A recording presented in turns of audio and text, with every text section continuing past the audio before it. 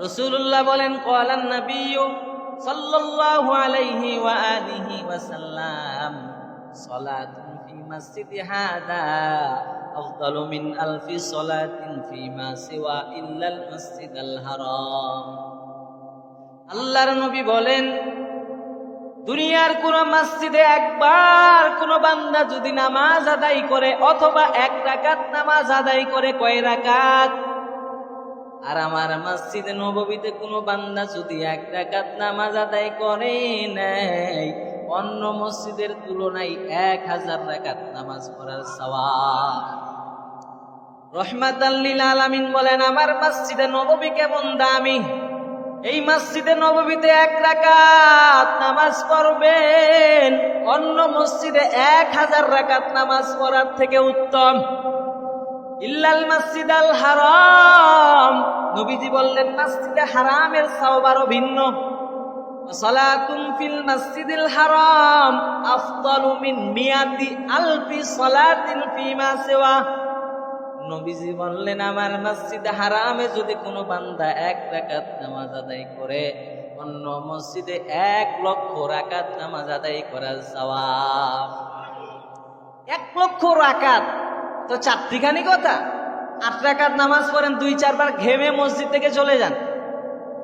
আর মসজিদে হারামের মধ্যে 1 রাকাত নামাজ পড়বেন, 2 মিনিটও সময় লাগবে না। এই 1 রাকাতের বিনিময়ে 1 লক্ষ রাকাত নামাজ আদায় করার সওয়াব।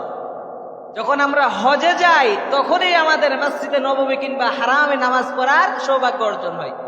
হজে না গেলে আপনি কিভাবে এত বিশাল পরিমাণ বিপুল পরিমাণ সওয়াব অর্জন করবেন?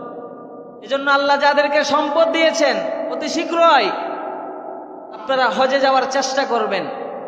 আপনারা এলাকার অনেক মানুষ আছে, নিজের ফরজ বিধান আদায় করার খবর নাই, সন্তানের নামে জমি দিয়ে দেয়, আছে না নাই?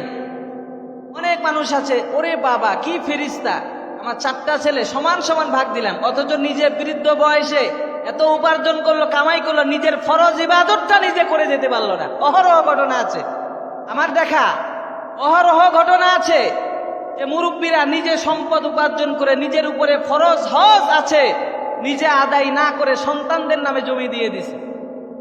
আপনি নিজের ফরজ ইবাদতটা আদায় না করে আপনাকে সন্তানকে জমি দিতে বলছে কে? আপনি আগে নিজের ফরজ ইবাদত আদায় করেন, তারপরে থাকলে সন্তানেরা ভাগ করবে, না হলে না থাকুক গা, কিন্তু আপনার ফরজ ইবাদত আপনাকে আদায় করতে হবে।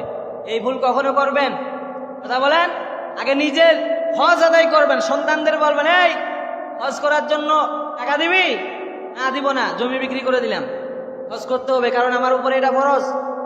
আবার অনেক মানুষের ভিতরে এই আকীদা আছে, তারা ভাবেন যে হজ করার জন্য জমি বিক্রি করতে হয়। এটা ভুল ধারণা।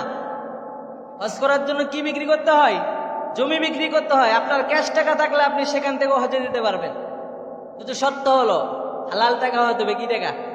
হাদিসটা আমি বলি, আলান নবী সাল্লাল্লাহু